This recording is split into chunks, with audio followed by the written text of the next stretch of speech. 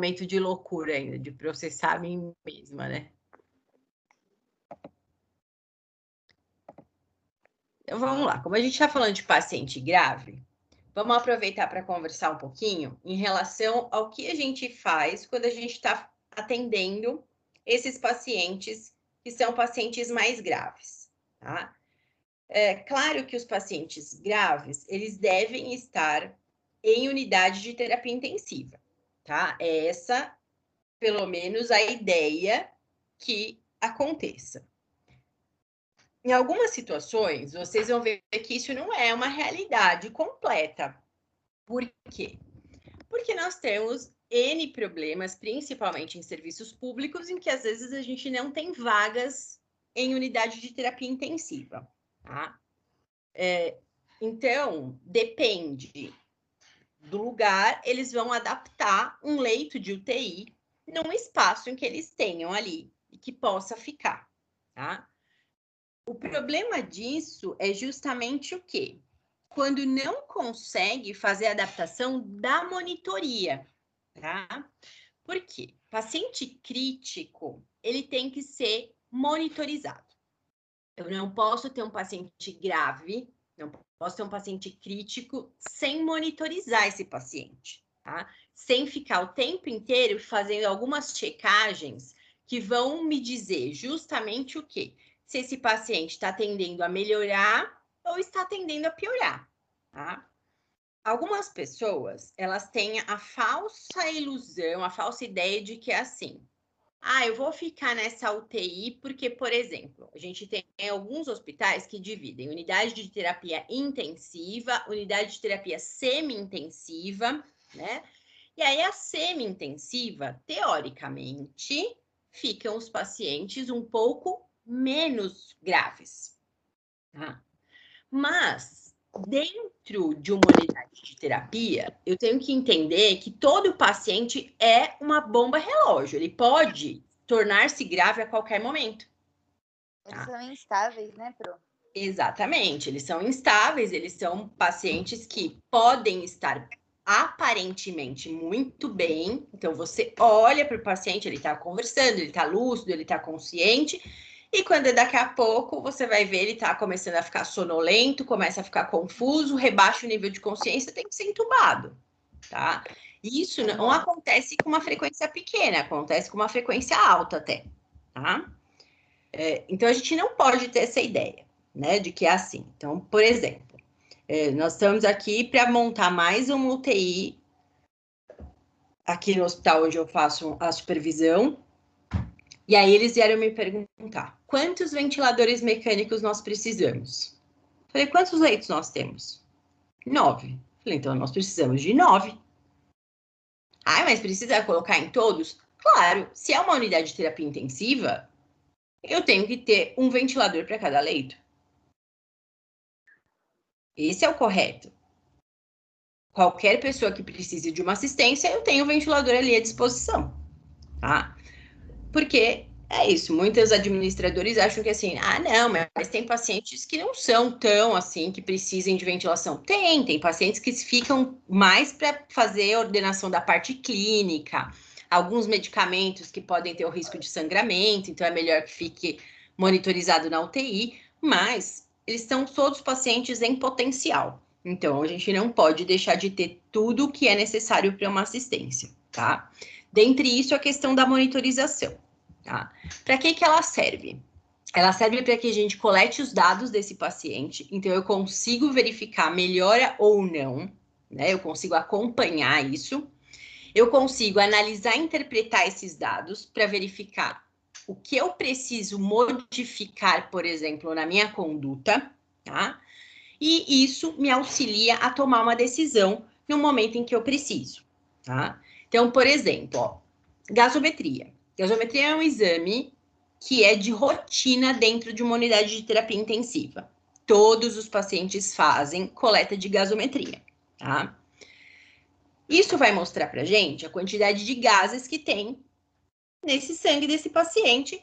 E se ele está num ajuste, numa ventilação mecânica, isso vai me ajudar a fazer o quê? Ó? O ajuste do ventilador. Eu faço o ajuste de maneira que eu estou olhando um exame bastante objetivo. Então, o meu ajuste é um ajuste mais fino, ele acaba tendo um ajuste melhor, porque eu estou fazendo baseado num exame objetivo e confiável, tá? O raio-x, por exemplo, ele pode me mostrar uma área que está colabada e que eu sei que eu vou precisar utilizar técnicas, por exemplo, de expansão pulmonar. Tá? Então, para isso que eles servem. Eles vão nortear a gente naquilo que técnicas eu vou eleger e eu vou precisar verificar se essas técnicas estão funcionando ou não. Através dessa coleta de dado constante, eu consigo fazer isso, tá? De maneira até muito mais fácil. A avaliação do paciente para coletar esses dados, ela consiste naquilo que a gente sempre fala para vocês. Primeira coisa é a observação geral do paciente, né? Eu observo e eu verifico como é que esse paciente está. Como é que está a mecânica respiratória? Ele está usando ventilação mecânica? Qual é a via de acesso para essa ventilação? É um tubo? É uma tráqueo? Ele está precisando de muito suporte de oxigênio? Está precisando de pouco? Isso a gente vai fazer o quê? Olhando, né? Eu chego à beira-leito, isso é o que a gente chama de avaliação beira-leito. Eu chego à beira do leito desse paciente e eu verifico tudo isso. Tá? Assim, verifico bombas de infusão, o que ele está recebendo? Está recebendo droga vasoativa? Tem noradrenalina? Está recebendo sedação? Tem dormonide, fentanil, propofol? Está recebendo bloqueador neuromuscular, que agora está muito utilizado em uma escala muito maior por causa da questão do Covid. Isso tudo a gente vai visualizar olhando para esse paciente ali na beira do leito, tá? Verificando as coisas que ele apresenta. E aí a gente tem o monitor cardíaco, que, embora a gente chame assim, esse ele é um monitor cardíaco, ele não é um monitor apenas cardíaco, tá? O monitor cardíaco vai registrar frequência cardíaca, eletrocardiograma continuamente. Então, se esse paciente, por exemplo, apresentar uma inversão de onda T, o médico não precisa esperar vir o resultado de um eletrocardiograma, ele já vai ver no gráfico que fica aparecendo o tempo inteiro na tela, e ele já pode dizer assim, esse paciente está infartando, melhor a gente colher os exames de sangue para confirmar, e vamos ver o que vai ser feito, se vai ser feito tratamento através de medicação, se vai mandar para fazer um cateterismo, e aí decide-se a melhor forma de tratamento desse paciente, tá? Saturação fica registrada no monitor, tá? As pressões arteriais, tanto a não invasiva quanto a pressão arterial invasiva, a frequência respiratória, a temperatura e a pressão venosa central, tá? Que é feita através de catéter. Então, em geral, a tela do monitor, embora cada marca de monitor vai ter uma distribuição diferente, todas elas vão apresentar mais ou menos dessa forma aqui, tá? Eu vou ter uma área que vai ficar para o eletrocardiograma, em que registra a frequência cardíaca e registra o estímulo elétrico que está sendo feito pela área cardíaca, né? Lá pelo nó sinusal. Eu vou verificar a saturação. Na saturação, geralmente também, o sensor, né, que é o oxímetro, ele também registra a frequência cardíaca. Ele registra a frequência e ele registra saturação periférica, tá? Percebam que aqui tá diferente, ó. Aqui, 100. Aqui, 98. Por que vocês acham que dá essa diferença? Não sei, Pro. O do eletrocardiograma, geralmente, é um pouco mais sensível, porque está registrando pela atividade elétrica, tá? Como o oxímetro de pulso pega por luz pulsátil, às vezes ele perde um pouquinho a sensibilidade. Percebam que é pouca diferença. Também pode ser porque o do oxímetro vai ficar na parte mais periférica? Sim, você pode perder alguma atividade elétrica porque está mais na periferia. Tá. Mas percebam que não é uma diferença muito grande, tá? E se tiver uma diferença muito grande, qual que eu considero? Qual que é mais fiel? O do eletro, tá? Então, assim, se vocês tiverem, sempre que eu vou registrar frequência cardíaca do paciente, eu registro a que está aparecendo no eletrocardiograma, tá? Ela é mais sensível. Mas, em geral, a diferença é pequena, dá 1 ponto, 2 pontos, às vezes, de diferença, tá? Aqui, ó, a gente tem a pressão, o valor da pressão arterial, geralmente feito através da não invasiva, então é aquele que fica no braço do paciente, o manguito da pressão, e de tempos em tempos insufla e o aparelho registra a pressão, tá? Então, aqui, ó, 12, né, por 8, ou 120 por 80, e a pressão média, a pressão arterial média, que de 100 milímetros de mercúrio, tá? A pressão média, ela tem uma variação, que pode variar. Alguns autores vão colocar de 70 a 100, outros autores de 75 a 105. Mas não pode passar muito de 105, tá? Então, essa é a pressão arterial média, ok? Que fica sempre assim, ó. Ou ela tá aqui do ladinho, entre parênteses, ela sempre vai estar entre parênteses, ou ela fica aqui, ó, no meio, entre as duas pressões. Elas são mais, alguns monitores, isso aqui é mais separado, ó, o 120 fica aqui, o 80 fica aqui no cantinho, e aqui no meio aparece a pressão média, tá? Então, isso depende muito, né? Do que vai ser feito. Aqui a gente tem duas formas de controle pressórico, ó. Aqui é feita não invasiva e essa aqui que é feita por catéter, que tá dentro lá da área cardíaca desse paciente, tá? É um catéter que é colocado e ele mede a pressão lá interna, tá? Capnógrafo. Nem sempre a gente precisa colocar capnógrafo no paciente, tá? A gente coloca capnógrafo quando eu preciso de um controle bem rigoroso da quantidade de CO2. Por exemplo, ó, se o paciente tiver fazendo uma hipertensão intracraniana, fez um trauma craniano, sofreu um acidente e fez um traumatismo craniano, e apresentou uma hemorragia, tá? Em geral, quando são pacientes de ordem neurológica, de neurocirurgia, que vai lá, drena esse hematoma subdural, essa hemorragia subdural, e volta para a UTI pós-cirúrgico, a gente evita que o CO2 suba muito. Por quê? O aumento de CO2 vai causar no sistema nervoso central um aumento de pressão intracraniana, tá? Se eu tiver com muito CO2. Então, o que é feito? A gente sempre pede para que a ventilação mecânica seja feita para que o paciente fique com o mínimo de CO2, que é em 35 milímetros de mercúrio, tá? Então, a gente controla através do capnógrafo, que é uma pecinha que a gente encaixa no final do tubo para ficar medindo o quanto de CO2 está sendo expelido, tá? Respiração, a frequência respiratória e a temperatura, tá? O que é normal para a frequência respiratória? É normal que a gente tenha aí uma média entre 12 e 24 respirações em 1 minuto, e a frequência cardíaca a gente pode considerar de 60 a 100, temperatura a partir de 37,1, 37,5, a gente chama de estado febril, acima disso é febre, tá? Então, isso vai indicar para a gente, inclusive, essa situação. Se eu chego lá, ó, meu paciente está apresentando uma temperatura de 39,2, não é o momento, por exemplo, de eu fazer nenhuma forma de fisioterapia motora, porque eu vou aumentar ainda mais esse metabolismo dele e ele tende a piorar. A febre já acelera por si só o metabolismo. Então, eu não preciso e não devo ficar forçando exercícios no momento da febre. Assim que a febre baixar, eu posso fazer, tá bom? Então, isso é importante. Ó, acima de 37,5, então, febre. Tá?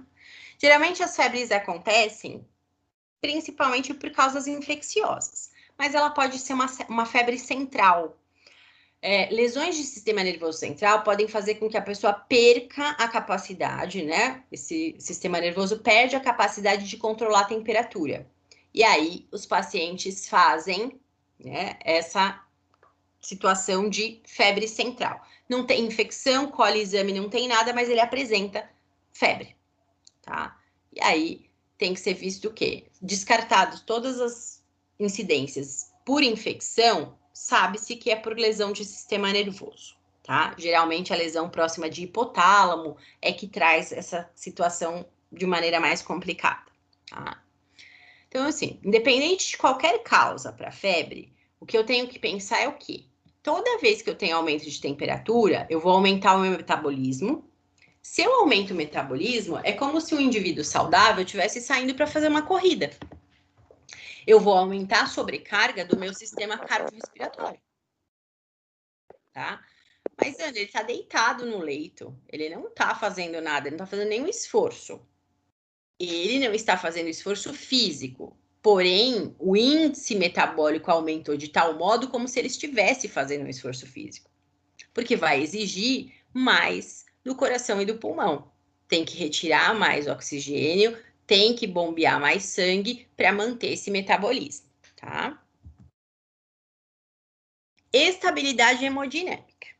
Isso é muito importante, tá? E uma das coisas que vai fazer com que a gente diga que esse paciente está mais ou menos crítico é justamente esse estado da hemodinâmica, tá? O que é isso? A pressão e a frequência cardíaca, principalmente, é quem dita pra gente se esse paciente está estável ou instável, tá? Quando que eu posso dizer que o meu paciente está estável? Quando ele está mantendo boa pressão e boa frequência cardíaca, sem precisar de nenhum medicamento para isso, tá? A partir do momento que para manter a pressão ou a frequência cardíaca eu preciso de uma medicação, como é que eu vou classificar a hora que eu avalio esse paciente? Ele está compensado hemodinamicamente com o uso de drogas, tá? Ou seja, eu estou mantendo pressão e frequência cardíaca, porém eu estou mantendo isso através de remédio, tá? Quer dizer, se eu tiro o remédio, ele se descompensa, tá? Acaba aparecendo aí um problema e ele acaba descompensando, tá? Então, quais são as drogas vasoativas mais utilizadas? Ó, então, vamos pensar o seguinte. Algumas situações, para os pacientes críticos, a gente vai ter queda de pressão, tá? Quando eu tenho uma baixa de pressão, qual é a tendência que eu vou fazer então com isso? Meu coração não consegue bombear uma quantidade de sangue adequada, porque não tem o índice pressórico suficiente para fazer com que esse sangue faça um fluxo. É preciso que aumente essa pressão. Tá? De que forma eles aumentam essa pressão, basicamente, dentro de uma unidade de terapia intensiva? Duas formas básicas, tá? Através de soro, fazendo volume para esse paciente, aumentando o volume hídrico, e através de droga vasoativa, que são noradrenalina, dobutamina. Essas são drogas que vão ajudar a fazer uma vasoconstrição. Quando se faz uma vasoconstrição, a pressão aumenta, tá? Porque eu aumento a resistência periférica. Então, eu aumento a pressão arterial. Tá? Então, são essas formas. Algumas vezes, o que vai acontecer? Esse paciente está com a pressão boa, não tem problema pressórico, porém, ele apresenta assim, você olha lá na tela, ele está fazendo uma frequência cardíaca de 130, 140, em repouso. É muito alta, tá? Geralmente, o que eles usam para baixar essa frequência cardíaca? Amiodarona. É um dos medicamentos mais comuns, tá? Por que que a gente sempre fala, eu preciso gravar todos? Não, vocês vão acabar. Se quem trabalha nessa área, a gente acaba sabendo, né? Vai fazer o quê? Vai colocar... Você viu lá que tá na bomba de infusão, a amiodarona? Tava com a frequência cardíaca lá no alto, fazendo arritmias, tá? Provavelmente. Então, bota a amiodarona para dar uma controlada, tá? Cheguei lá, Ana, e tava ligada a bomba de noradrenalina. Então, eu já sei que a pressão dele estava caindo, ele não estava conseguindo manter pressão, tá? Já sei que ele está compensado muitas vezes, às vezes ele está com nora e está mantendo uma pressão lá de 110 por 60, 110 por 60, 70, tá ótimo, tá estável, mas está compensado, Tá? Então, por isso que a gente não classifica, quando eles estão usando qualquer medicação, eu não classifico como hemodinamicamente estável. Eu classifico como compensado hemodinamicamente. Ou seja, eu sei que está utilizando remédio para manter. Tá? Se tirar o remédio, pode ser que desande tudo e descompense novamente. Tudo bem? Para vocês entenderem qual é a nomenclatura que é utilizada, né? E por que a gente usa isso, tá?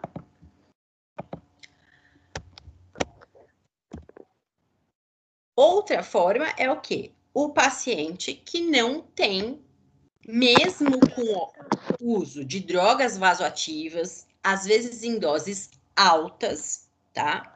Ele ainda mantém frequência cardíaca e pressão arterial fora de níveis adequados. Ou ele faz hipotensão, ou ele faz taquicardia, ou ele faz bradicardia. Então, este paciente eu classifico como instável hemodinamicamente, tá? Paciente instável hemodinamicamente, eu não posso impor uma sobrecarga de exercícios muito importante. Ah, mas então eu não posso mobilizar esse paciente? Posso. Eu posso virar ele de decúbito, eu posso fazer mobilizações, desde que eu perceba que durante a minha mobilização ele não piora ainda mais esse quadro de instabilidade. Se ele piorar o quadro de instabilidade, eu vou parar. Tá? Eu sempre brinco com vocês, aborta a missão. Aborta, não é para fazer, né? Alguns outros casos, a gente também suspende temporariamente a fisiomotora. Eu fui ajudar num plantão e o paciente fui atendê-lo e ele é um paciente portador de Covid, mas ele tá com um problema de sistema nervoso central e que ele não para de convulsionar. E ele estava convulsionando o tempo inteiro durante o atendimento. Então, eu fiz o atendimento respiratório. Agora, eu não fiquei fazendo a parte motora, porque ele já está estafado de tanta mioclonia que ele apresenta. Não tem por que eu ficar lá mobilizando, porque eu vou só aumentar o metabolismo dele e não vou trazer nenhum benefício para ele naquele momento. Então, o que eu fiz? Fiz a parte respiratória, porque precisava aspirar, porque tinha secreção, e falei para o médico: olha, tá convulsionando absurdamente. Aí eles adequam dosagem de remédio para fazer o controle, tá? Capnógrafo, ó. Capnógrafo é isso aqui. Ele é um sensorzinho, ó, um sensor, uma pecinha que a gente encaixa antes aqui do Y, né? E aí ele vai fazer o registro da quantidade de CO2 que está saindo dessa respiração, tá? Ó, então é isso aqui. Isso aqui é um capnógrafo. É uma pecinha plástica que a gente encaixa entre. Aqui é o tubo, né? Aqui que vocês estão vendo é uma parte do filtro. E esse aqui é um traquecare, que é um sistema fechado de aspiração, tá? A gente encaixa aqui na pontinha, né? E aí ele vai registrar a quantidade de CO2. Algumas pessoas, vocês vão ver que eles encaixam isso aqui depois desse filtro de aquecimento e umidificação, tá? Qual o problema disso? Você perde a sensibilidade desse sensor, porque você está com um filtro ali no meio do caminho. Então, o ar que vai chegar até o capnógrafo já perdeu o CO2 no meio do caminho. Tá? Você acaba fazendo uma leitura, às vezes, errônea da situação. Então, o capnógrafo ele deve ser instalado o mais próximo possível da saída do tubo, que é justamente para registrar a quantidade de CO2 que sai imediatamente na hora da expiração desse paciente, tá? Então, a gente não instala depois, tá? Ó, aqui esse aqui é o mesmo filtro, ele faz a mesma função, tá? Mas esse aqui é branquinho e o outro é verde. É marca, tá? Isso aqui é de acordo com a marca que se compra. E aí a gente tem diferenças de cor, de tamanho, tá? Mas, ó, o capnógrafo é o mesmo. Eu encaixo uma ponta de um lado, outra do outro. Isso aqui vai ficar ligado, esse fio que sai dele liga lá no monitor. E aí o monitor registra a quantidade de CO2 que faz, tá bom? E isso aqui é o que vocês têm pânico.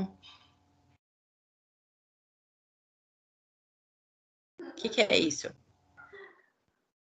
É a tela do ventilador. Exatamente, a tela do ventilador. E ela nem morde a gente. Dá pânico mesmo, só de olhar agora. Ela nem morde a gente, tá? Então, assim, não precisa ter medo de mexer em ventilação mecânica, gente. Eu sempre brinco com vocês e vocês acham que assim, isso é bobagem. A Ana fala isso porque ela já faz, então para ela é muito fácil. É claro que tem toda uma questão e toda uma situação que é o que eu sempre brinco com vocês, né? Eu mexo facilmente no ventilador mecânico. Manda eu mexer num laser, manda eu mexer num trem desses aí que vocês usam. Eu não sei. Eu não sei. Aí você fala assim, imagina, é fácil, porque você mexe sempre. Eu já não tenho mais esse domínio, né? Eu brinco que assim, se ligar e desligar o botão em on, eu sei lá, vai, on, ligou. Depois off, desligou. Esse aí eu sei, ainda sei qual é. Mas não sei mais como você faz, frequência, para que frequência usa o quê. Sei lá, eu tenho que estudar tudo de novo se eu for aplicar, tá? Claro que aquilo que eu faço constantemente vai se tornando mais fácil. E é o que eu falo para vocês. Vocês ficam muito assustados, achando que vocês não vão dar conta. A prática não é tão terrível assim. Porque quando você visualiza isso na prática, é mais fácil de entender. Eu estou olhando aquilo, eu estou verificando o que está acontecendo, é muito mais fácil de entender, tá? E não é um monstro, não é um bicho de 7 cabeças, tá? Eu falo que umas 5 cabeças deve ter, mas 7 não tem. Então a gente consegue encarar numa boa, tá? E por que eu sempre falo isso para vocês? Isso foi uma experiência minha, né? Eu, quando comecei na área hospitalar, eu comecei trabalhando nas enfermarias. Eu não trabalhava em unidade de terapia intensiva, né?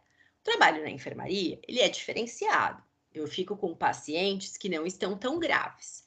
Embora, é o que eu falo para vocês, hospital é hospital, paciente pode ter um piripaque em qualquer lugar, até lá na porta, na recepção, tá? Então, você tem que estar preparado para atender as intercorrências. Mas é diferente, porque na enfermaria você não ventila mecanicamente um paciente, por exemplo. O máximo que você faz na enfermaria é colocar um CPAP, fazer lá uma VNI, uma coisa mais simples. E a gente não mexe diariamente com o ventilador mecânico, né? E eu sempre estava começando, eu sempre fui muito curiosa, eu sempre gostei de fuçar para aprender. E aí, às vezes, eu ia lá para a UTI, quando no final do expediente eu já tinha conseguido terminar de atender todos os pacientes, o dia que estava mais tranquilo, eu ia até lá.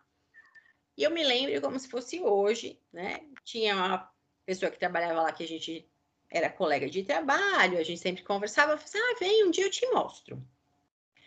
Aí eu um dia fui, né? Falei, vamos lá, vou ver se eu aprendo. Quando eu cheguei, ela me mostrou mesmo, é verdade. Mas ela me mostrou basicamente para me tocar um terror, né? Ou para dizer assim, naquele momento, eu não lembro se né, foi isso mesmo, mas era a sensação que eu tinha, que era para dizer assim, sim, minha filha, você não consegue, seu nível de inteligência não chega para isso não, né?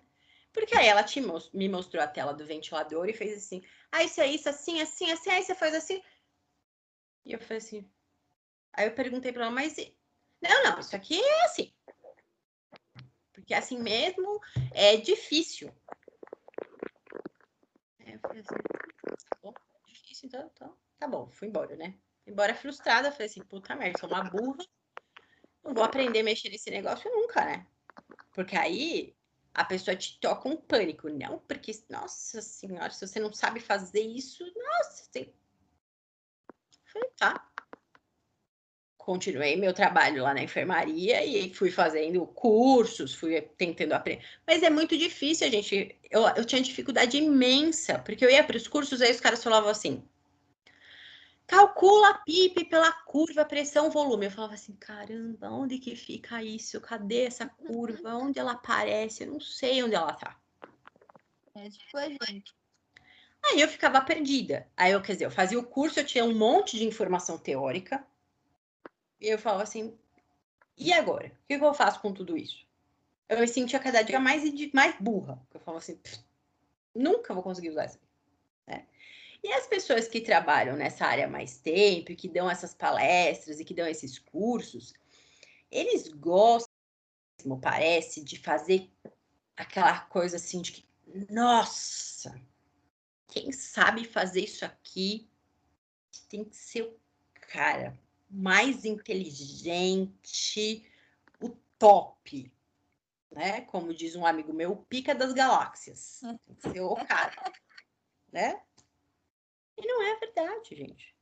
Não tem nada de absurdo ali. Mas é lógico que se eu explico para vocês de uma forma mais cheia de... Oh, vocês vão ficar com medo e vão falar assim, nossa, olha como ela é inteligente. Eu acho que as pessoas gostam disso, de ilustrar um pouco o ego. Tem nada de tão terrível assim. Aí quando eu comecei, aí eu fui chamada aqui, onde eu tô agora, como supervisora. E ela falou assim, é para UTI. Eu falei, ai, não tenho experiência. Não, você pega fácil. Imagina, você trabalha já na enfermaria, você aprende logo. Eu falei, não, difícil, tem que mexer no ventilador mecânico, não sei. Imagina! Aí eu falei pra ela, ai, mas e se não der certo? Ela falou, não, Ana, imagina, vai lá. Eu fui, meu primeiro plantão, o ventilador começou a apitar, eu falava assim, minha nossa senhora, onde que faz essa merda calar a boca? Ai, Eu gritava, aquilo alarmava, eu falava assim, meu Deus do céu.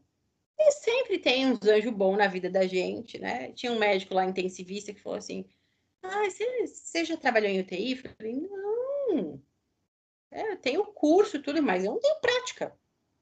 Ele foi me mostrando de um jeito mais fácil. Olha aqui, quando você quer que você aumentar o volume do pulmão, ó, mexe nesse botão aqui, é assim que faz. Eu falei, era isso? Todo mundo ficava falando assim, a pressão de distensão com a curva de pressão e do volume, blá, blá, blá. É só um botão. Então não tem nada de tão complicado assim. Vocês não podem achar que vai ser impossível para vocês conseguirem. Tem que encarar, a gente tem que encarar o medo. A primeira semana de plantão, eu falei assim, puta merda, se der ruim, né? Aí depois eu fui ficando esperta, né? Você vai vendo. Aí também eu prestava atenção nos outros físios, como é que fazia, como é que mexia. E aí eu já tinha feito vários cursos, aí você vai entendendo a teoria, porque você está usando isso na prática. E aí você começa a deixar isso mais claro na sua cabeça. Assim, nunca deixe ninguém dizer que vocês não são capazes. Seu. É o que eu falo. Se eu aprendi, todo mundo aprende. Não tem quem não possa aprender. Sabe? Dá para fazer. Não precisa ficar. O que não pode é ter medo. Né? Paralisar na hora que dá o sufoco. Assim, você tem que tomar uma atitude, você tem que fazer alguma coisa. Se você não sabe, as primeiras vezes eu falava assim, o médico já falou para mim assim, que pressão a gente vai ter que aumentar a pressão. Eu ainda não sabia tanta coisa assim. Assim, o que o senhor acha? Qual que o senhor colocaria? Ah, você não acha que é bom tanto? Eu falo, eu acho. Por essa, então. Aí a gente vai aprendendo, né? Aí você vai ali galgando, vai estudando, e aí fica tranquilo. Vocês vão ver que vocês vão fazer isso com facilidade. Parece esse monstrão aqui, mas não é tudo isso. É que a tela congelada, ela é difícil, né? Para vocês conseguirem entender o que está acontecendo lá. Então, aqui, ó. Esse ventilador, ele é um intermédio, tá? Ele ventila criança e ventila adulto, tá? Então, aqui a gente tem aqui, essa aqui é a régua de pressão, ó. É onde eu vejo as pressões que vão estar marcadas, tá? Porém, a hora que o paciente respira, isso aqui que nesse aparelho são esses risquinhos que vão para lá e para cá, tá? Mas eles marcam os números aqui, ó, tá? Então aqui a gente tem o quê, ó? Eu tenho o volume total, tá vendo que tá acesa essa luzinha aqui? É o volume total em litros, 0,80 litros, ou seja, 800 ml. Eu posso mudar esse controle para ml, ó. A gente tem esse comando. Eu posso passar de volume por litro, eu posso passar para volume por ml. E aí aqui vai aparecer 800. Tá? Eu posso mudar da maneira que eu me sentir mais confortável para olhar na tela. Geralmente eu deixo em ml, para não ter que ficar, de repente, no puta de uma pane, de uma emergência, vai que a matemática falha, em ml eu já estou mais acostumada. Então, eu ponho em ml, tá? A frequência respiratória que eu quero, ó. Então, isso aqui é a frequência que o aparelho está dando para o paciente. 13 respirações por minuto, tá? Só que eles, sei lá, quem que eles estavam ventilando, mas a gente não usa essas relações assim tão altas, tá? Relação de ins e es, não vai usar de 1 para 6 quase nunca, tá? Aqui geralmente a gente deixa quanto? 1 para 2, 2,3, que é próximo do fisiológico, tá? Aqui a PIP, ó. Nesse caso a PIP tá zerada, não tem PIP, né? Aqui é a pressão que eu tô colocando em centímetros de água, tá? E aqui é o fluxo de ar que eu tô colocando, 2 litros, tá?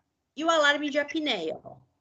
Se em 7 segundos esse paciente não fizer esforço para respirar, o aparelho vai mandar um ciclo respiratório para ele, tá? Aqui a gente tem a sensibilidade do aparelho. Quando eu coloco isso aqui para mais ou para menos, o que eu altero? A força que o paciente tem que fazer para deflagrar o ciclo do aparelho. Então, quando eu deixo o paciente em ventilação espontânea, aqui não está em espontânea, está em assisto controlado. Quando eu deixo ele em ventilação espontânea, o que vai acontecer? A hora que ele faz o esforço, o aparelho entende e só manda o fluxo de ar para ele. Mas para isso, esse esforço tem que vencer, ó, pelo menos 2 centímetros de água de força. Se não vencer isso, não desencadeia, tá? Então, isso tudo a gente consegue regular para ficar mais fácil. Então, por exemplo, o paciente está sair, fazer desmame de ventilação mecânica, eu deixo isso aqui mais fácil. Tá? Em geral, eu deixo números que facilitem essa respiração. E se eu quero que ele faça mais esforço, eu aumento esse esforço através dessa sensibilidade, tá? Ó, aqui também eu tenho o fluxo em litros por minuto, tá? Aqui a frequência respiratória, quando tem espontânea, ela aparece aqui, a frequência que ele está tendo. PIP sempre vai aparecer aqui. E isso aqui, ó, é a forma de fluxo, tá? Ó, volume corrente é o que eu estou utilizando em fluxo de onda quadrada, tá? Então, ele vai fazer isso aqui, ó. Sobe o fluxo, um fluxo mais lento, desce o fluxo rapidamente. E quando a gente quer um fluxo mais próximo do fisiológico, a gente faz esse aqui que é em rampa, ó. Atinge um pico e desce. Isso é o fluxo de ar que faz entrada, ó.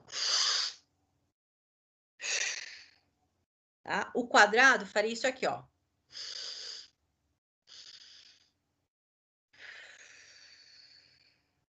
Tá? É diferente a forma que esse ar é enviado. Tudo bem? Esse aqui, ó, tá vendo aqui? A relação ins e es geralmente é essa que a gente usa, 1 para 2, ó. Uma PIP de 5, uma pressão máxima está atingindo de 35, aqui está em volume controlado, ó, modalidade volume controlado. Então, eu controlei um volume de 350 para fazer esse volume, o ventilador mecânico está utilizando uma pressão de 35. Tá? Neste Oximag, a gente tem como escolher a linguagem, tá? Inglês, português e espanhol, vem 3. A maioria vem só em inglês, tá? A gente aprende, né? Você vai aprendendo lá o que é. Alguns têm já o comando direto em português. Uns, você não tem essa opção, mas você já pode pedir. Então, eu vou comprar um ventilador mecânico para usar no meu setor. Eu posso dizer para o programador lá em que eu estou comprando esse ventilador mecânico, por favor, já deixe ele configurado em português. E aí ele faz a configuração mestre em português, aí você tem toda a linguagem ali em português, tá? Alguns a gente não tem essa opção, os mais antigos que geralmente vêm só em inglês, tá? Mas os mais moderninhos a gente consegue escolher a língua, né? A gente consegue fazer para facilitar um pouquinho a nossa vida, tá? Esse aqui, o Oximag, ele pode ser usado para transporte também, tá? É um ventilador portátil. Você consegue transportar paciente. Esse aqui é um pouquinho mais antigo, é um Vela, né? É um modelo de ventilador diferente. A maioria deles tem touchscreen, você faz direto na tela, mas você também tem a opção de usar o botão de comando, tá? Essa aqui é uma válvula expiratória, tá? Todo aparelho tem que ter, ó, e tem que ter uma válvula de fluxo. E aqui eu vou ter uma válvula de sensor de fluxo também, tá? Também de fluxo INS. Então, isso, se não tiver todas essas pecinhas corretamente, o ventilador vai dar problema e não vai funcionar direito, tá?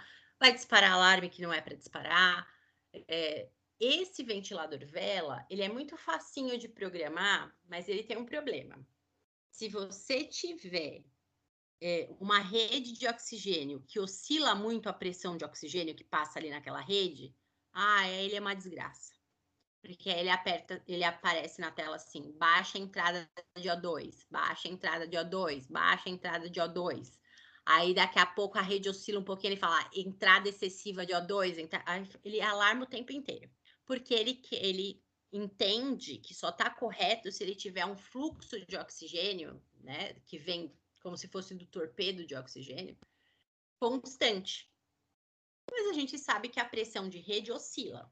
Então, dependendo do lugar que a gente trabalha, olha, gente, com esse Vela que eu tive uma vez, uma pane. Esse dia eu falei, olha, para nunca mais, né? A gente aprende também essas porcarias. Ele usa um manômetro, que é um relógio para a gente usar, para a gente adequar o quanto de oxigênio você vai mandar para dentro do aparelho.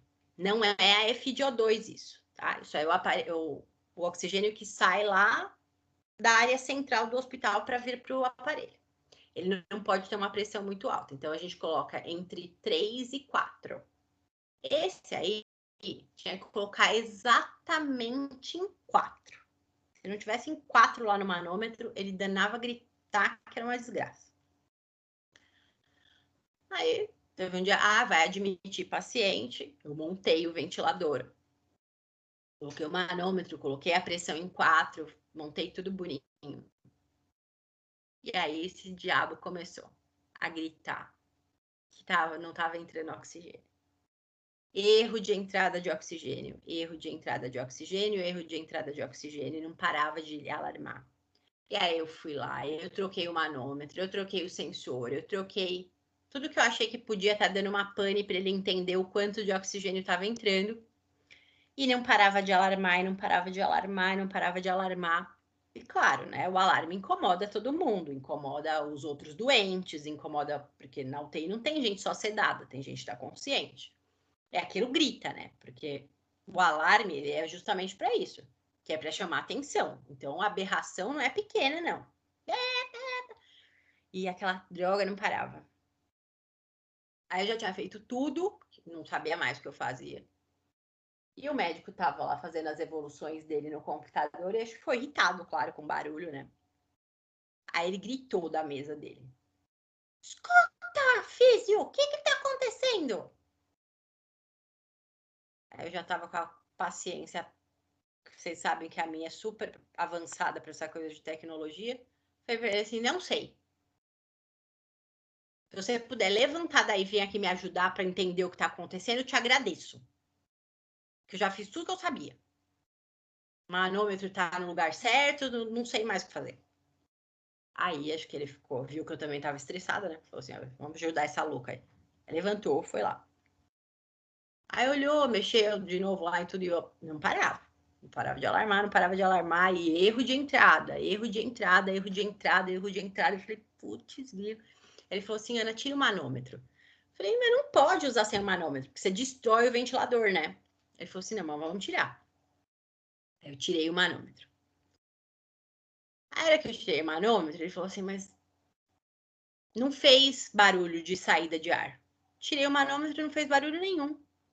Ele falou, não tá saindo. O bico tá entupido. Eu falei, não é possível. Porque o manômetro marca em 4. Ele falou, tá marcando em 4 mesmo. Aí ele pegou a caneta, o bico, a ponta da caneta enfiou assim, saiu uma sujeirinha que estava entupindo o bico de entrada de oxigênio. Aí eu montei tudo de novo, ele parou de alarmar. Eu falei, Aí ele falou assim, pronto, aí resolvemos. Eu falei assim, né? Agora eu aprendi a outra gambiarra, né? Então, aí toda vez que acontecia, o que eu fazia? Eu olhava tudo e eu olhava o bico, né? Mas como que você sabe essas coisas? Conforme vai acontecendo. Acontece uma vez com você, você tem essa experiência, você vai ter uma próxima vez que acontecer, você sabe o que fazer, ou pelo menos o que tentar fazer, tá? Porque tem coisas, gente, que esses equipamentos, eles são eletrônicos. Eles dão pane. Outro dia tinha um lá, a Físio mandou mensagem, pelo amor de Deus, eu não tô conseguindo fazer, preciso baixar FiDO2 aqui pro paciente, não consigo. Aí fui lá. E não consegue mesmo, o seletor não vai, não vai, não vai. Roda o botão para lá e para cá e não mexe um número. Falei para ela, a gente vai ter que trocar, não tá funcionando. Aí nós trocamos o ventilador do paciente. Falei, não pode deixar um ventilador que não tá conseguindo controlar a fração de oxigênio. Trocamos tudo. Quando eu levei ele para levar para manutenção, porque eu falei, vou levar para o pessoal da manutenção para arrumar, porque tem coisa que não é a gente que vê, não consigo mais saber o que está acontecendo. Eu tirei para levar, aí a gente ligou para testar. O que aconteceu? A hora que você liga ele de novo, ele funciona o botão. A primeira vez que eu ligo. Depois que ele fica um tempo, ele não funcionava mais. Eu falei assim, não dá para deixar. Aí vai para a técnica de manutenção para ver o que vai fazer. Tá? Então, tudo isso vocês vão ir buscando e vão entendendo depois na prática. Tá? Além disso, eu sempre falo para vocês, chegou no hospital, uma coisa extremamente importante é ver tudo o que esse paciente tem de acesso, de sonda, de curativo, de dreno, de cicatriz, de machucado na pele, de hematoma, tudo é para fazer uma inspeção geral, é para olhar tudo, tá?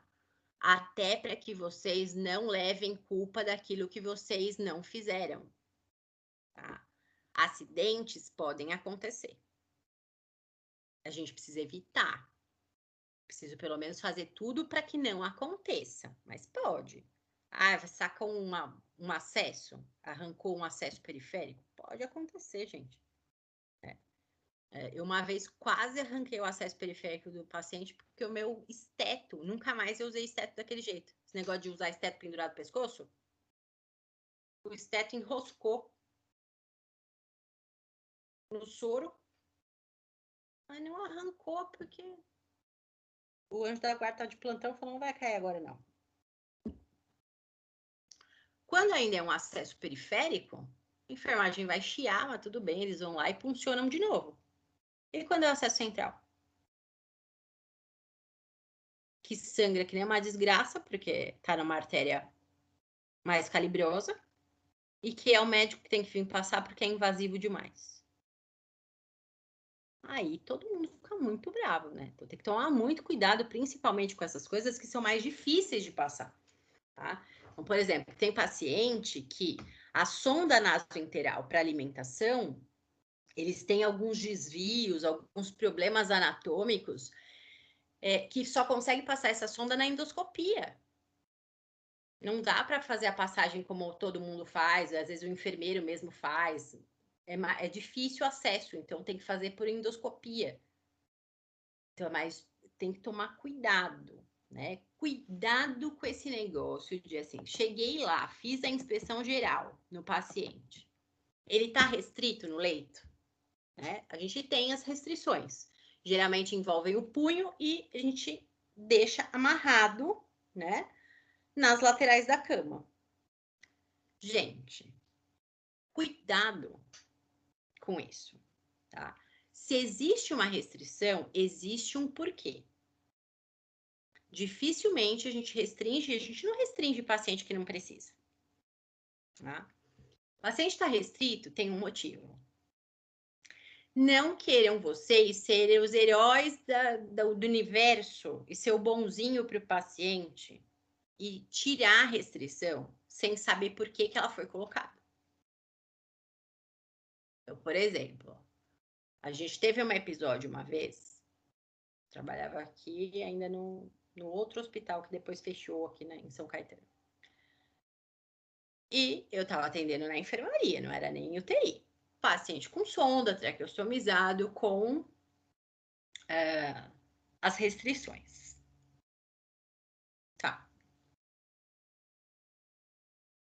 A auxiliar de enfermagem foi medicá-lo e a filha dele falou assim, ai, coitadinho do meu pai, tá sofrendo tanto, vocês deixam ele amarrado, ele fica tão quietinho. A moça ficou com dó e não foi perguntar por que eles tinham amarrado, né? Por que eles tinham feito a restrição. Ela pegou e soltou. Quando ela soltou, a primeira coisa que ele fez foi arrancar a sonda. Puxou. Alguns pacientes, mesmo restritos, se você deixar a restrição um pouco mais frouxa, o que eles fazem para arrancar a sonda? Eles levam a cabeça. Então, se eles não conseguem trazer a mão até onde a sonda está, eles levam a cabeça até a mão. Eu já vi paciente que está com a cabeça aqui, todo torto, para arrancar a sonda. Então, assim, às vezes, nesses pacientes, além de restringir, tem que fazer aquela luvinha. Tem que colocar a mãozinha fechada assim, ó, enfaixar, e senão eles puxam. Tá? E aí arrancam, e aí é um procedimento invasivo, que pode machucar toda vez que passa. Então é um problema isso. A gente tem que tomar cuidado com isso. Nunca soltem um paciente sem saber o porquê que ele está restrito. Uma outra colega uma vez soltou um paciente aqui, conversou, paciente bonzinho, ai, uma graça, tadinho, né? Porque a enfermagem tem preguiça de trabalhar e fica fazendo isso. Quando ela tirou a segunda, soltou uma das mãos, tudo bem, ele ficou bem. Quando ela soltou a outra, ele pegou ela aqui pelo pescoço, que a gente teve que chamar o segurança para vir ajudar esse paciente a largar a moça. Você não sabe. Ele estava restrito porque ele tinha alucinações e ele tinha surto psicótico. Quando ela soltou, ele ainda não estava orientado. Ele agarrou no pescoço dela. E numa dessa, machuca a gente também, né? Porque os pacientes, quando eles entram nesse ritmo, eles têm muita força, né? Eles machucam a gente também. A gente tem que ter cuidado. Tem paciente que morde, a gente tem que ter cuidado. Tudo isso pode acontecer. Tomem sempre cuidado. Tá restrito? Ah, mas Ana, eu preciso movimentar ele. Solta um lado e segura. Eu sempre solto e fico, uma das minhas mãos segura nas amarras. Porque se eu precisar, eu puxo e prendo de novo. Tá? Nunca soltem as duas de uma vez, porque vocês não vão conseguir controlar se você tiver com as duas mãos dele solto. Você tá com uma só e a outra tá restrita, você consegue movimentar, porque mesmo que ele queira te puxar, um braço só é mais fácil você conter do que se você tiver com os dois soltos, que aí você não vai conseguir fazer contenção muitas vezes, tá? Porque a gente não aguenta, não tem força, e eles acabam machucando muitas vezes a si próprio e a gente. Tá? Então, não sempre soltem um lado só, observem, né? E façam dessa forma. Exames de laboratório, a gente vai sempre verificar como é que tá, né? E imagem. Tá? Para a gente, um dos exames de laboratório invasivos que são extremamente importantes é a gasometria. Tá? Não dá para fazer nada em fisioterapia dentro de UTI sem saber interpretar uma gaso. Não dá. Precisa saber. Né? E isso é o que vai ajudar a gente a tomar a decisão de qual é a melhor forma de ventilar aquele paciente, de qual a melhor forma de fazer. O que eu tenho que alterar para melhorar essa gasometria, para melhorar esses componentes sanguíneos? Tá? Se eu não sei interpretar, não adianta. Aí só assim, imagina, Ana, a gente já tem aplicativo. A internet é boa, nossa, né? Aí o seu aplicativo vai parar de funcionar na hora que você precisa dele na emergência. E aí, faz o quê?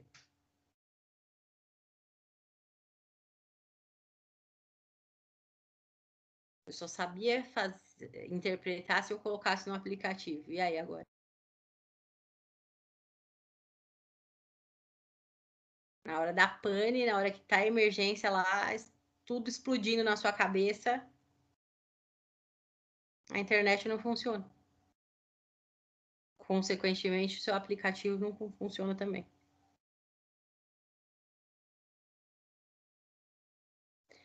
Eu até entendo, gente, que a tecnologia deixa a gente um pouquinho preguiçoso mesmo, né? Isso é um fato. Eu não vou falar que eu sou a melhor pessoa do universo e que eu também não tenho umas preguiças aí, não uso, né? As coisas.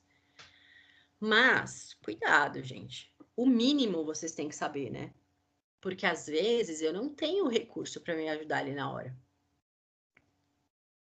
Então, além de tudo, é muito desagradável, porque vocês vão ter toda sorte de pacientes. Né? Agora a gente tem um paciente aqui que está com Covid em estado grave e tal. Ele é um paciente, é um médico antigo do hospital já, que trabalha há muitos anos. Aí o filho também é médico, a família de médicos. Aí já pensou que coisa desagradável? Outro dia eu estava instalando a ventilação mecânica dele, a ventilação não invasiva dele, e chegou o resultado da gaso. Aí o enfermeiro veio todo feliz. Ai, olha, Ana, chegou o gaso dele já. Foi levar para mim lá no quarto. O filho estava lá, porque também é médico, também trabalha ali, foi lá para ver o pai.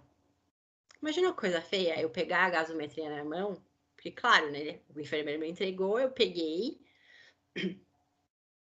fui olhar, até para já ajustava a ventilação não invasiva. E aí o filho dele falou assim, e aí, Ana, tá bom? A pessoa falou assim, peraí, eu tenho que colocar no aplicativo para ver. Tem que saber pelo menos o arroz com feijão, gente. Pra hora que alguém te perguntasse, fala assim, ó.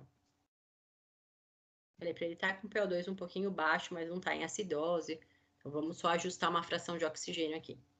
Não tava tão terrível a gasometria. Agora piorou muito, foi entubado, não aguentou. Mas é muito chato, né? A mesma coisa.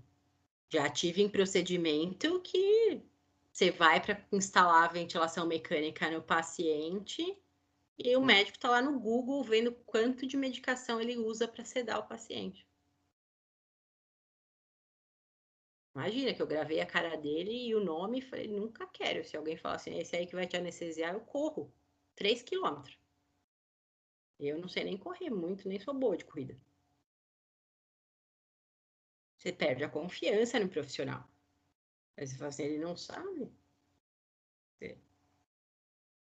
É anestesista e não sabe a diluição básica de um. O cara usa isso todo dia. Como é que não sabe como vai diluir? Pelo amor, né? Então, gasometria tem que saber, gente, na ponta da língua. Tá? Para saber tudo, todas as concentrações. Então, aqui vocês já viram isso, a gente já viu isso nas aulas de pneuma, a gente já sabe toda essa história. Né? Então, eu tenho lá pH normal, neutro, né? De 7,35 a 7,45. Se tiver abaixo disso é acidose, se tiver acima é alcalose. Eu tenho PO2 que tem que estar entre 80 e 100. Se eu tenho menos que isso, eu tenho uma hipoxemia. Se eu tenho mais, eu tenho uma hiperóxia. Quer dizer, se eu tenho mais oxigênio lá, ele está na ventilação mecânica, eu tenho mais oxigênio do que eu preciso, o que eu faço no ventilador mecânico? Qual ajuste que eu faço?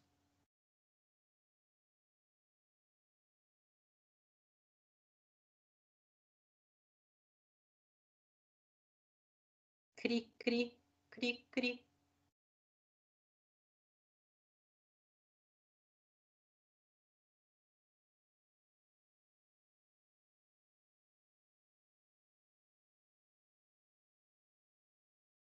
Qual é o ajuste que eu faço?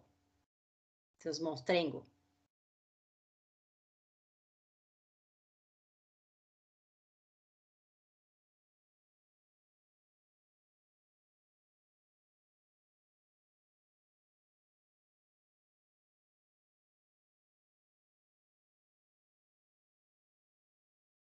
Peraí, deixa eu pegar o terço para ver se eu consigo trazer alguma alma de volta para a aula.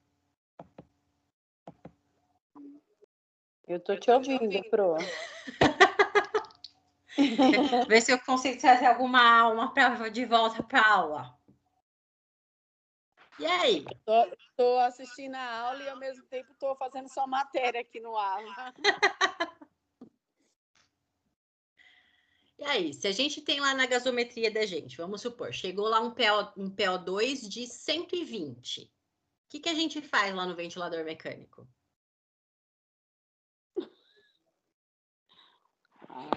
Não faço a mínima noção, Pro.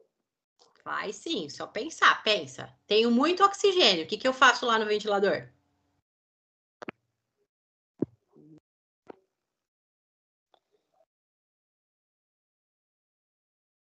Pensar.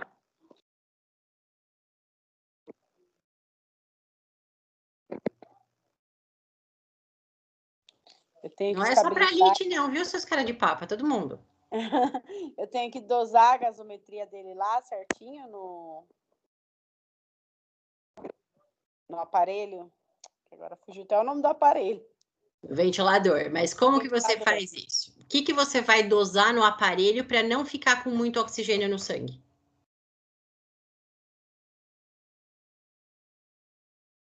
O CO2 dele? Não, o CO2 não vai interferir na quanto de oxigênio ele vai ter.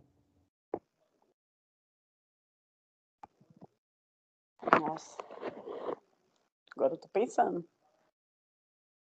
Cadê a tela, Pro, que tava lá da gasometria? Espera aí que eu vou abrir a tela para você. Aqui.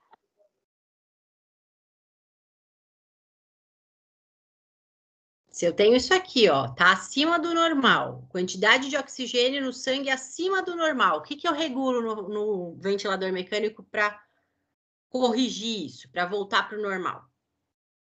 PO2 dele? É, Que tá acima? tá acima.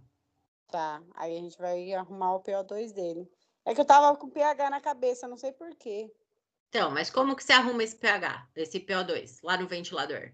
Lá não vai estar PO2, porque não tem pressão de oxigênio lá. Lá tem o quê de oxigênio? A hipoxemia ou a...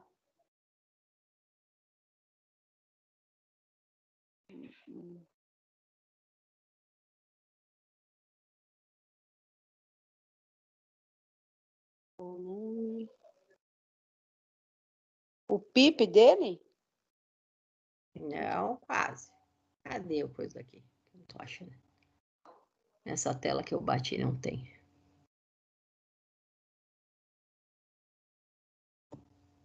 Aqui, ó. Tô tentando achar aqui, Pro.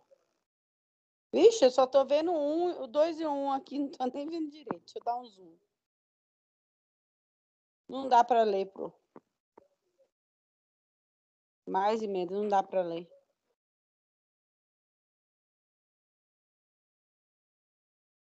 Ah, aqui dá para ver. Eita. Não tem. Aqui.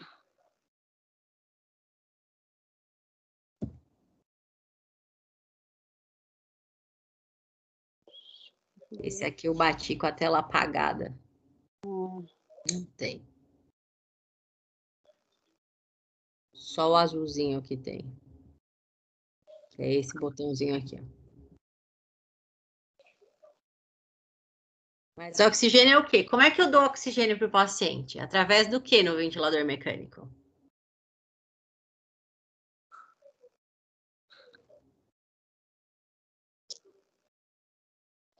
Boa pergunta. Eita, cadê eu? Eita, agora sumiu tudo. Aqui. Pro, cadê eu? Show? Jesus. Você? Agora eu sumi da tela, tô caçando aqui. Caçou você aí, sumiu. E aí, povo? O que vocês acham? O que eu posso regular para melhorar? Voltei.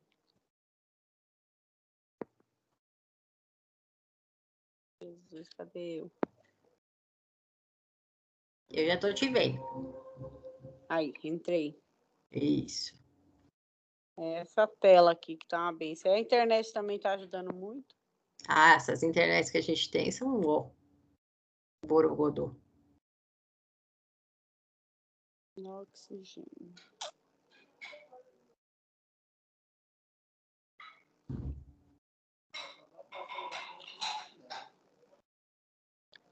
Eu acho que o povo tá igual eu, tá todo mundo perdido.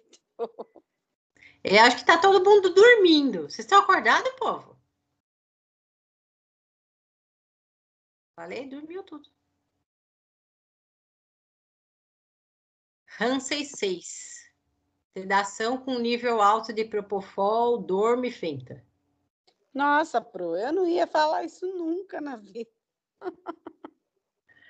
O que a gente regula, gente, é a FI de O2, a fração de oxigênio que eu dou para ele.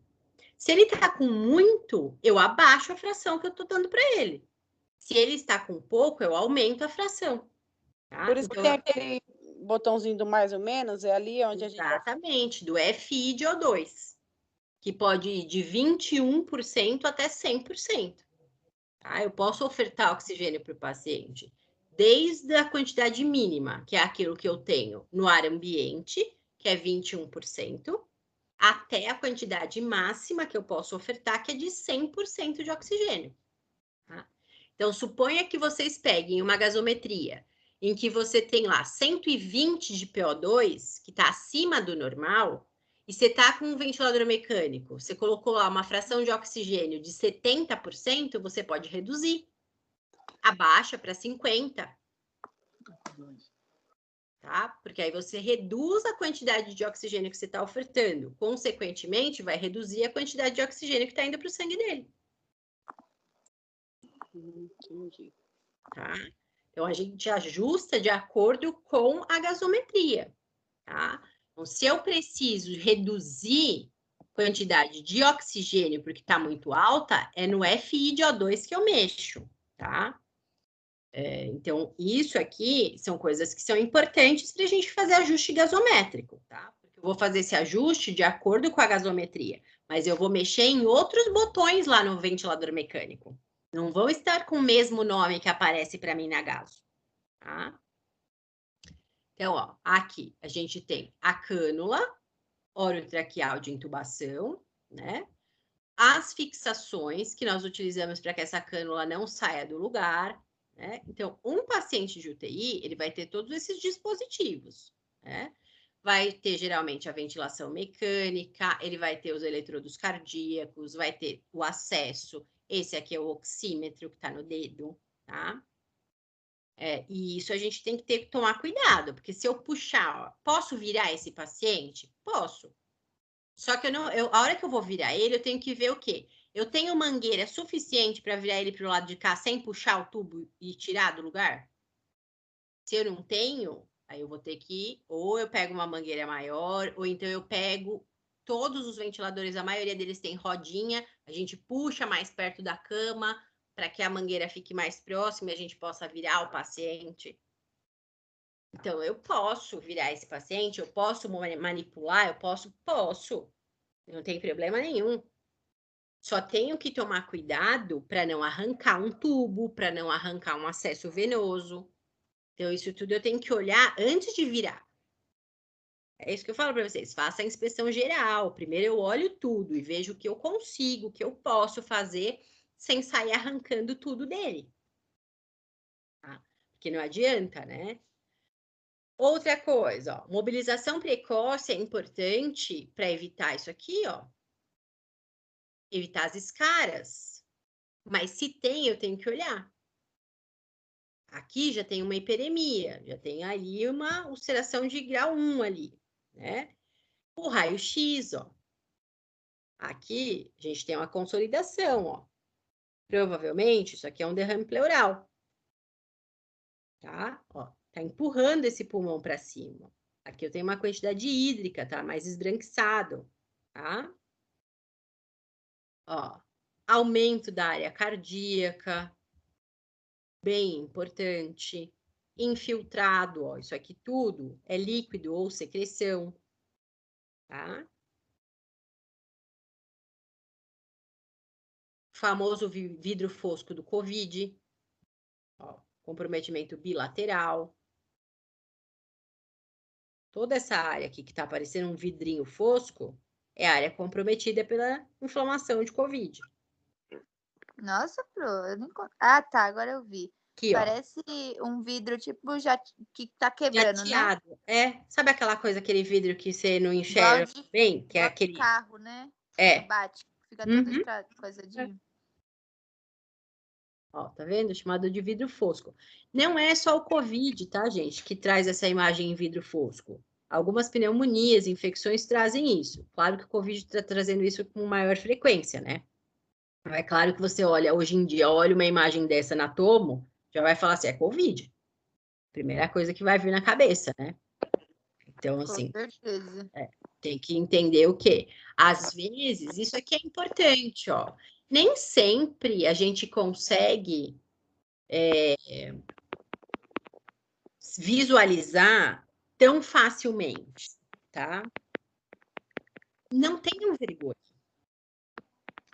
Quando estão por ali, tem um médico que sabe, assim, doutor, o senhor me ajuda a olhar essa toma aqui? Não estou entendendo essa imagem, você me mostra? É assim que a gente vai aprendendo. Como é que você vai saber a primeira vez que você olha uma imagem na vida que isso aí é um vidro fosco? Alguém tem que te falar. Ah, sim, com certeza. Não tem porquê. Pergunta. Não tenho a menor vergonha de perguntar. Eu pergunto. Às vezes eu descubro que ele também não sabe. Eu perguntei uma vez lá no municipal. Eu peguei um matomo de crânio, né? Matomo encefálica, e eu não entendi a imagem. Uma imagem esquisita, umas coisas de uns raios, eu falei assim, nossa, isso tá parecendo carnaval, né? Não tô entendendo nada. Porque eu sei visualizar bem, assim, que eu já tô acostumada com a imagem. Um AVC, um extravasamento sanguíneo, eu consigo identificar, já tô mais acostumada. É aquele negócio, eu falei assim, que diabo é isso? Né? Aí procurei a neuro que estava passando lá para fazer a visita para o paciente, e falei para ela assim, doutora, você me explica? Porque ele tinha levado um tiro, o paciente, isso eu sabia, né? Era um ferimento por arma de fogo, tinha levado um tiro na cabeça. Mas eu não entendi tanto que tinha aquilo. Aí ela falou assim, eu vi que ela enrolou e não conseguiu me dizer nada, além do que eu já estava não vendo também. Aí eu falei, tá, tudo bem, obrigada, né? Dei de educada, falei, valeu, né? Aí fui lá, falei para outra funcionária, queria saber o que é isso aqui, mas não estou entendendo. A médica me explicou ali, mas eu não entendi.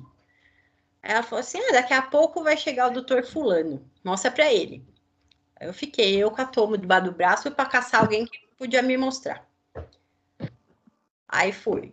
Aí ele chegou, eu falei para ele, doutor, deixa eu te atrapalhar só um pouco, você consegue? Ele falou, nossa, onde você pegou isso? De quem que é isso aqui? Aí eu falei, aquelas imagens que pareciam uns raios assim espalhados, na verdade, eram fragmentos Da bala. da bala. Mentira. E aí o que a gente vê na imagem parece umas estrelas assim, fogo de artifício. E eu não entendia, né, muito o mecanismo. Ele falou assim, não, é por isso, como ela estilhaçou, fez em estilhaços, aí ele foi me mostrando, ó, tá vendo? Isso aqui é um fragmento, aqui é outro, aqui. Mas ele teve que me mostrar. Eu não tinha enxergado até então. Tinha enxergado uns borrão lá. Para mim era um monte de luzinha de Natal. Não entendi nada. Mas a médica também não sabia. Porque não falou nada. Então, mas peça. Não é tudo que eu vou saber. Às vezes chega ressonância de abdômen, eu tenho uma dificuldade do caramba de enxergar aquelas coisas. Não quero nem saber, eu vou lá pro cirurgião de abdômen e fico lá com ele, fico olhando ele explicar para outro médico quando vai passar a visita. Às vezes eu não pergunto, eu espero a hora que ele vai mostrar para o outro médico, ele vai explicar, eu fico lá escutando também. Aprendo junto. Sim. Não tem que ter vergonha. A gente também não tem tudo isso na nossa grade, no nosso currículo, para saber tudo. Então, o que eu vou saber melhor? Aquilo que eu estou mais acostumada a ver no dia a dia. Raio-x de tórax, tomo de tórax, ressonância de tórax. Quando encefálica também, porque tem muito AVC. Mas quando você começa a descer um pouco mais, fez um lá por causa do abdômen, tem uma obstrução de bexiga, de uretério, eu não consigo enxergar sem ninguém me mostrar. Eu vou lá e peço para alguém me mostrar.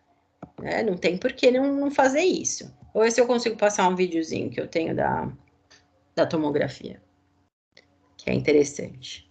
Tá? Aqui, ó, uma ressonância magnética, tá? Então, aqui a gente vai ter também, você tem tumores, aqui o que ele tá mostrando pra gente são nódulos, tá? São tumores pulmonares. Então, isso aqui tudo é nódulo, tá? Já tem um derrame pleural por conta, né, da neoplasia, tá? Então, ó, isso aqui, tá vendo? São vários nódulos, ó. Isso aqui é nódulo, nódulo, tá? A gente vai verificando e vai entendendo um pouquinho da imagem, tá? Outra coisa importante, paciente intubou. A minha responsabilidade como fisioterapeuta é verificar o movimento desse tórax, se ele está expandindo de maneira adequada e simétrica, para ver se não teve uma intubação seletiva. Se a cânula não foi introduzida demais e está ventilando só um pulmão, tá? A ausculta também tem que ser uma ausculta simétrica. Se tiver diminuída só de um lado, eu vou ter, provavelmente, uma intubação seletiva, tá? E imediatamente, quando se intuba, a gente espera que a oxigenação melhore. Então, a saturação do paciente melhora, em geral, quando ele está sendo bem ventilado, tá? Nesse caso aqui, ó, tá vendo? A gente tá vendo aqui, ó, essa é a cânula, tá? Orotraqueal. Ó, tá vendo? A marcador radiopaco dela tá aqui, ó, a pontinha do cano tá aqui. Tá ventilando bem os dois pulmões, tá? Ela tem uma isquemia pulmonar, tá? E aqui, ó, é uma intubação eletiva, ó. Olha aqui a cânula onde tá. Tá indo só pro lado direito, ó. E mais aqui embaixo, ó. Aqui também já não tá ventilando e esse aqui não tá recebendo ar nenhum. Porque a cânula tá direcionada para um lado só. Tá? Então, nesse caso, a gente verificou isso, só escutou. Aqui você vai escutar o ar entrando, aqui não vai. Aqui não tá entrando. Então, quando você faz a ausculta, você vai ver que desse lado tá diminuído ou abolido. Desse lado eu escuto, desse não. Eu tenho que falar pro médico, olha, tem que tracionar um pouquinho para cima, porque não tá tendo ventilação desse lado. Tá? Aí ele traciona a cânula, a gente ausculta de novo. Às vezes precisa tracionar mais um pouco, e depois pede um raio-x para confirmar se está no lugar certo, tá?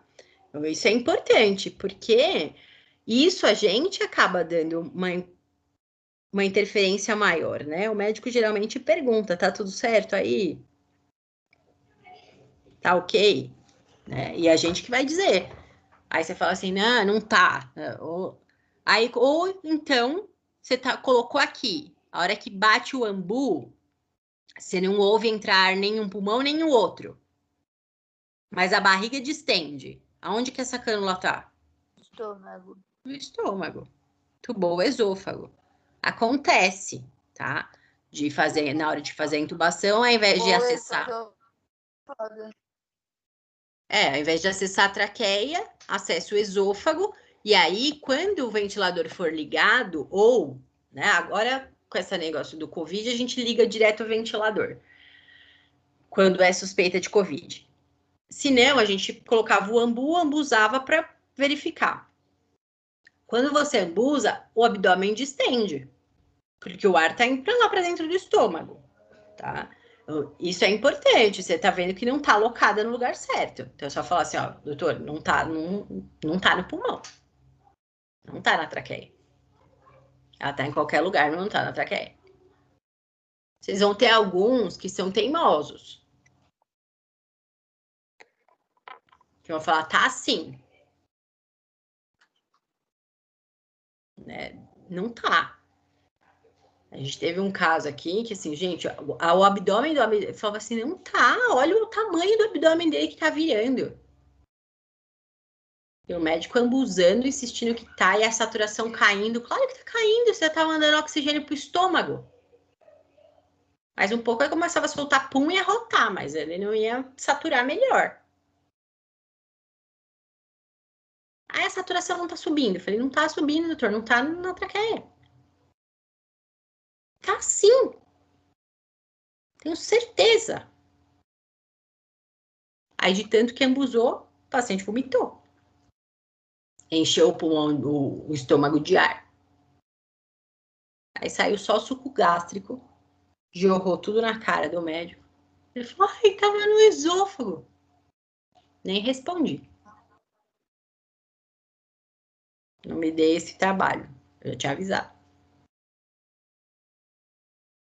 Então, assim, isso tudo a gente tem que tomar cuidado, né? Então, tem coisas que vocês vão ver que na hora da emergência, sempre tem equipes que são melhores treinadas, sempre tem equipes que vão ter mais dificuldade de fazer algumas coisas. Sempre mantenham a calma. Não adianta ficar estabanado sem saber para onde vai, que nem barata tonta. Tem que manter a calma. Outro dia o médico ficou super nervoso. Nossa, não sobe essa saturação.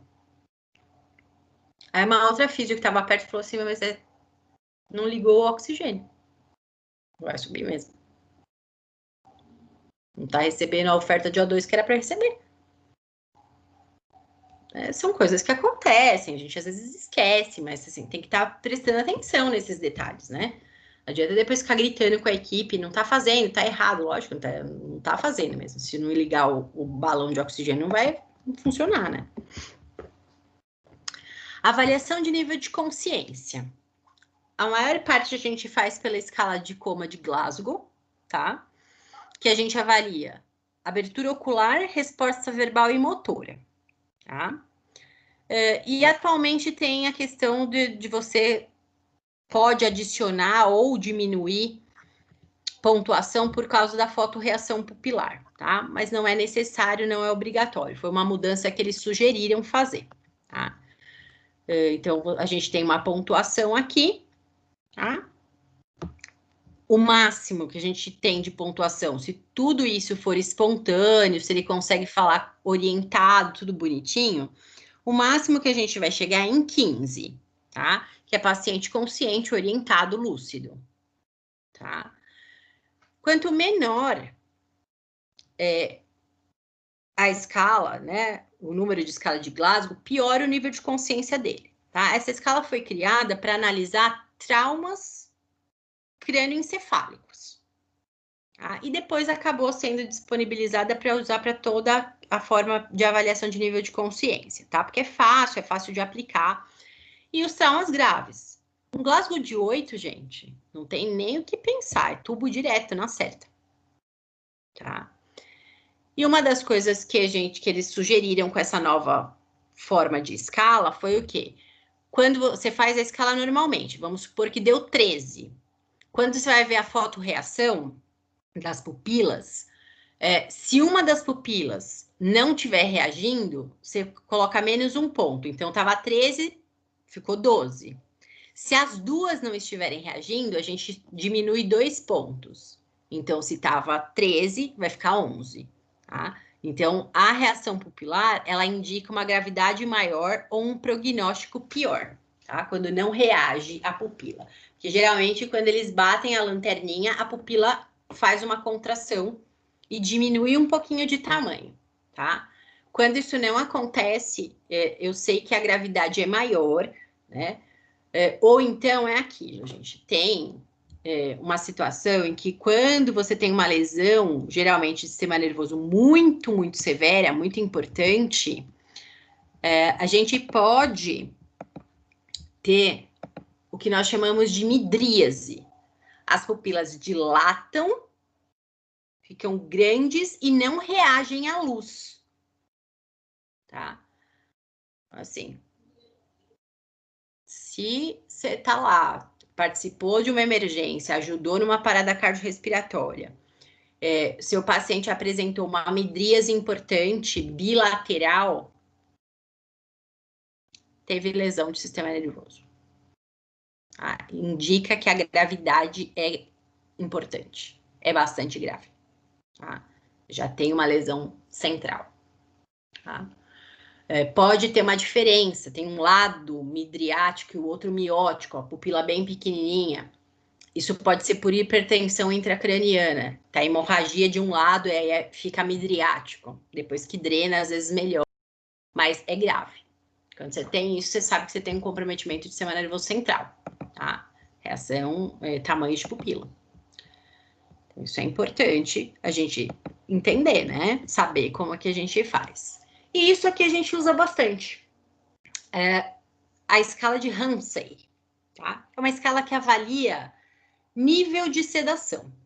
Vocês sabem que o paciente, para estar em ventilação mecânica, ele tem que estar sedado ou ele já tem que estar sem nível de consciência mesmo, numa escala de Glasgow bem baixa, em que você nem precise sedar, né? Que ele já está em coma natural. Mas a maioria dos pacientes são sedados, tá? A sedação para estar adequada, esse paciente tem que estar ali, mas ele não deve estar se movimentando muito, ele não deve estar, né? Então, assim, às vezes, dá um sedativo só para baixar a ansiedade. Então, você vai ter um Ramsay 2, porque não é para ele ficar dormindo, não é para ele... É só para ele dar uma baixada e não ficar tão ansioso, tá? Para sedação para que você tenha, né, uma boa ventilação mecânica, você tem que estar pelo menos entre 4 e 5, tá? Que aí você tem uma ventilação mais efetiva, tá? O paciente responde muito quando ele está em ventilação mecânica, geralmente ele fica sincrônico com o aparelho.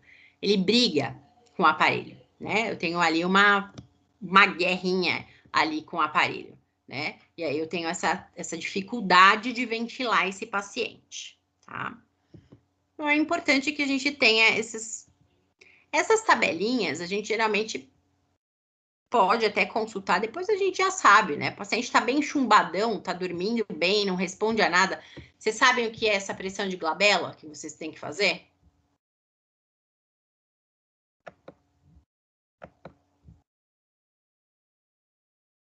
Sim ou não?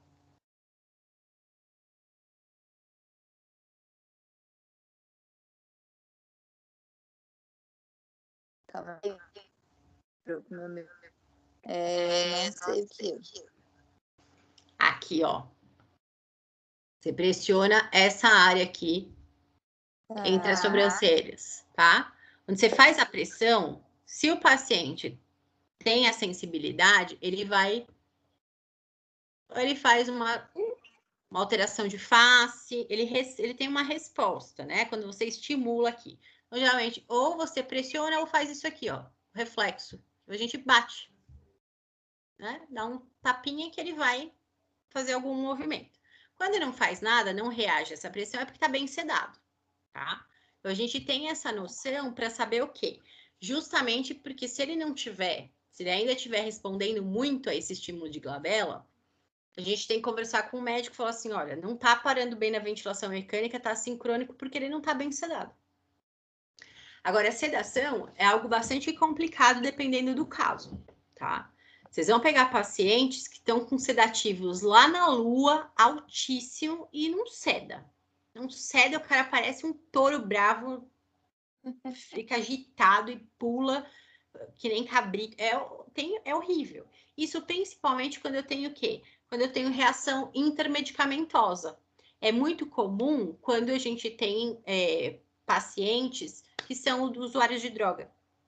Você não sabe que droga que ele usou, não sabe, às vezes medicação, às vezes é crack, às vezes você não sabe o que usou, chega, já precisa ser entubado e não ceda. É difícil de sedar. Então, a maioria das vezes a gente já sabe que quando os médicos têm essa dificuldade, que não consegue, a pessoa ainda está muito agitada, pode ser por abuso de drogas, que aí os medicamentos começam a conflitar com a parte tóxica da droga e o bicho não ceda, fica igual siri na lata e se bate e não consegue sedar, você não consegue ventilar direito, e é um problema. Outras vezes, a gente já teve aqui uma situação em que era uma moça de Covid gravíssimo, mas ela era muito obesa. Então, também tem a questão da dosagem em relação a peso corpóreo, tudo isso. Você tem que levar um tempo, às vezes, para sedar, demora um pouco mais, tá? Ela acho que foi uma das que eu vi também, que assim, não era por droga, porque já tava, só que tava na UTI já tinha 20 dias, né? Então, assim, não tinha por que ter esse confronto das medicações. Mas também não sedava por nada no planeta. Tá? Teve que jogar, aí bloqueou, tá? A médica falou assim, vou fazer um bloqueio, que não tenho o que fazer, vou colocar um Esmeron, vou curarizar. Aí sedou e curarizou, porque senão não parava. Ainda curarizada, para vocês terem uma ideia, ela fazia 2, 3 respirações espontâneas. Que é isso? O curare, ele paralisa o diafragma. É uma medicação que é usada para que o diafragma fique completamente sem atividade, tá? Que é o bloqueio neuromuscular, quer dizer, você corta a atividade diafragmática, então o paciente não vai interferir na ventilação mecânica de maneira nenhuma, porque o músculo dele está naquele momento sem funcionar por causa do bloqueio medicamentoso, tá? Então eles põem um remédio para que ele não funcione. Não voltar. Se for usado por um tempo muito prolongado, você tem o risco de ter um dano permanente, tá? Por isso que, em geral, isso é usado assim, num primeiro momento, às vezes porque a gente tem que fazer alguns cálculos, que se ele não tiver assim, eu não posso fazer, porque eu posso fazer um barotrauma. Então, por exemplo, o cálculo de PIP ideal em paciente com COVID, ele tem que estar com o diafragma paralisado. Porque se ele tiver um esforcinho de tosse, eu estouro um alvéolo. Então, às vezes isso é feito temporariamente só para eu fazer uns cálculos. A gente faz os cálculos que precisa fazer e aí tira-se a medicação. Tá? Mas tem o risco, se for prolongado, você tem o risco de várias coisas aí, não só de sequela diafragmática, mas também de sequelas de sistema nervoso central. Tá? Então, não é o ideal ficar muito tempo. Tá? Mas pode ficar alguns dias, né? Que não traz um problema permanente, tá? Então, é importante que a gente entenda tudo isso, para que a gente, muitas vezes, eu peço para os médicos, faz um bolo de sedação, quer dizer, põe um pouquinho mais só naquele momento para eu conseguir ventilar melhor, e depois que ele está acoplado no ventilador, aí vai tirando, vai diminuindo a dose de remédio, né? Por isso que isso é uma conversa constante entre a equipe. A gente tem que estar sempre conversando, trocando ideia, perguntando, falando assim, ó, eu não estou conseguindo, eu preciso fazer isso na ventilação mecânica, mas não dá. Tá agitado, tá sincrônico, e que a gente pode fazer? Às vezes é dor. Tinha um paciente outro dia que o médico falou assim, eu falei assim, eu acho que ele tá com dor. Ele falou, vou dar um pouquinho de morfina, vamos ver se funciona? Dito e feito, era dor. A hora que aplicou a morfina, parou. Quer dizer, sanou a dor, eu consegui fazer uma ventilação mais adequada, tá? Porque por dor, lógico, ele faz contrações, ele faz espasmos, né? E aí você altera a ventilação mecânica, isso é um fato. Não tem muito o que fazer, então a gente precisa trabalhar em equipe, tá? Essa avaliação funcional aqui, a gente quase não usa. Essa aqui é legal, avaliação de força, mas eu vou passar um videozinho para vocês dessa avaliação de força, que é mais fácil vendo no vídeo do que vendo as tabelas.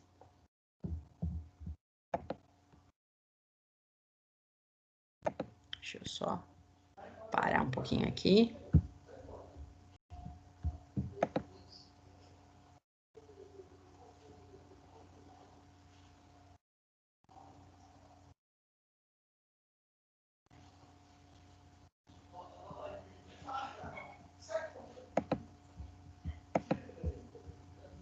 Ó, agora eu vou parar de gravar, que eu vou usar aqueles videozinhos, tá? E aí depois eu mando os